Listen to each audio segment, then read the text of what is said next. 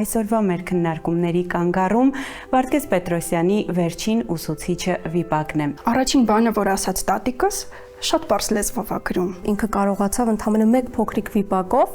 այդքան շատ խնդիրներ ու թեմաներ բարձրացնել։ Մարիի հոգեբանության խնդիրը այստեղ կար, Արմենի հոգեբանության խնդիրը կար, ինչ էր իրենց ներսում կատարում, այդ ներքին անձնական դրամաները։ Եթե քիմիայի ուսուցչուհին չլիներ տեսնողը,